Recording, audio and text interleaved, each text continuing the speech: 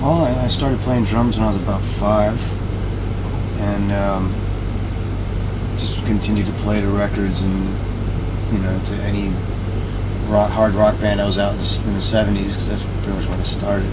So I was playing to a lot of like Zeppelin and Floyd and Rush, Kiss, and stuff like that. Cool stuff. In the 80s came around. By the time I was about 14, 15, I was in a band already. I was in like punk rock bands and touring the U.S. like in a little car or van.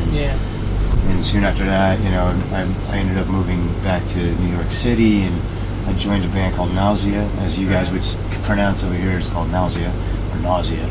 I started touring with them and made my first album, proper record with them in like 89. And I came to Europe for the first time with them in 1990. Again, we did the squats, all the touring squats, and touring in a little van, and cutting my teeth that way, and it was fun. It was great. Really was an amazing learning experience. Had a different drum kit every night. So things were different back then. I didn't have an endorsement. I didn't even know what the hell an endorsement was. So the only thing I came to Europe with was a backpack full of clothes, a couple pairs of sticks, and my kick drum pedals. That's it. Cool. So every night was different drums. And after that, I just slowly worked my way up into getting to bigger and better situations until I got here. Cool. 7 years ago. Been with Stone Sour now for 7 years. Self-taught. Teacher. I didn't really have any teachers because I don't know. They just weren't really available at the time, or we just couldn't afford that. You know what I mean? And when we did find teachers, this is like back 70s now. When we did find teachers, there weren't any teachers that wanted to teach rock, because I was a rock drummer. I wanted to be a rock drummer. I really wasn't in the mind of wanting to learn jazz, because that's all the kind of teachers there were around back then. So I had maybe a couple weeks of lessons here and there with some jazz teachers, and some teachers were just like, I can't teach this kid, because I want to play match grip. They wanted to teach me traditional. I'm like, I'm a match grip guy, and that just felt more natural to me. So after running into one other teacher who was actually really good and basically taught me to just keep doing what you're doing, play to your records, get into a band later, get on the road. So I was basically self-taught. So you used to play on records and doing covers and stuff? Every day after school, just put on the records, play the song remains the same, imagine I'm in front of 50,000 people. That's what my vision always was. Yeah, that's right.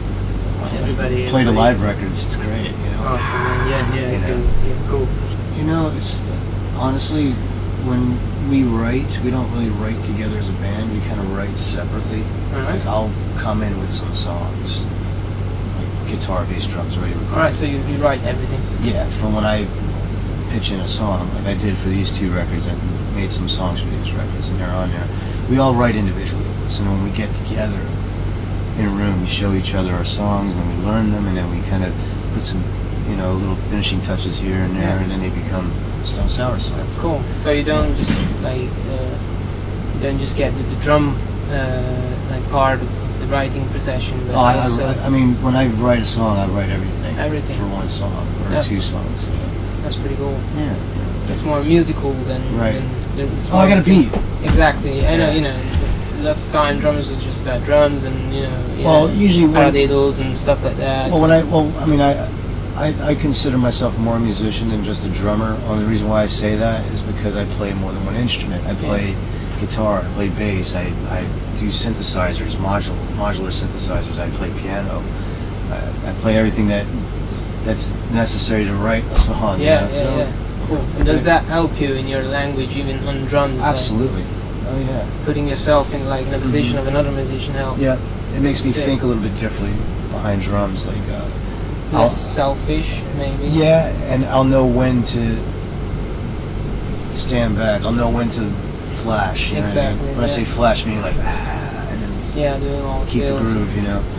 I don't like going too technical and too difficult. I mean, so some people say, "Oh, you're a pretty technical drummer." I'm like, I don't think I'm a technical drummer. I mean, I'm pretty.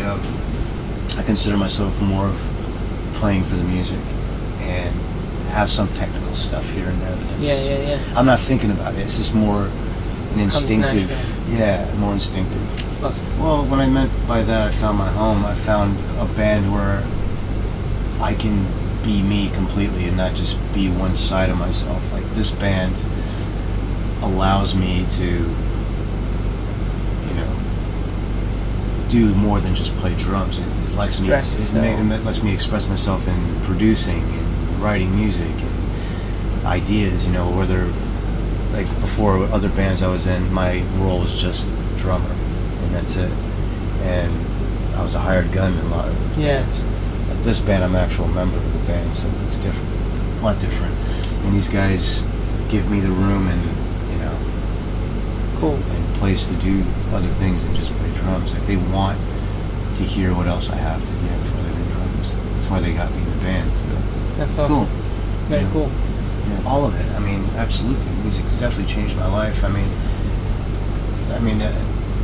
getting this phone call to get into this band is definitely a life-changing experience. Because before, like I said, I was struggling to find the right band, go from gig to gig. Like I've said it before, I used to have this life of like a nomadic musician in a mercenary sort of way, where I'll play for a couple of years or a year or a month or a week with one band, and then it'll finish or whatever, and then I just move on to the next. It's kind of It's walk more the of a path. job than I wouldn't say it's a job, it's more like a journey, trying to find the right place to live in. Right. So, and I finally, like I said, I found that place. Well, I knew from the start, from the day that they offered me to be a band member, I knew that was going to be, you know, changed for the rest of my life. Cool. And So that also helped, like, I mean, changes, I don't know, your life. You feel more relaxed, you feel like, alright, I made it. I feel more relaxed in that way. I wouldn't say I made it, but I mean... Yeah, but I mean, as far as from where I was, from where I was before, but there's always room for more improvement and more building. I'm not going to stop here and be like... Alright, dude. Yeah. No, I constantly work. And this isn't the final stop for what I do. I mean, what I'd like to do eventually is get more into making music for movies, like film score, and do advertisement for commercials, which I do. I do music for commercials on the side. When I'm not doing Stone Sour, I'll do that. Like, I have my portable recording rig with me, Pro Tools, and an Arturia keyboard, and I write all my music. You keep yourself busy. Oh yeah, I'm always every time. I always have ideas. Awesome, that's very nice.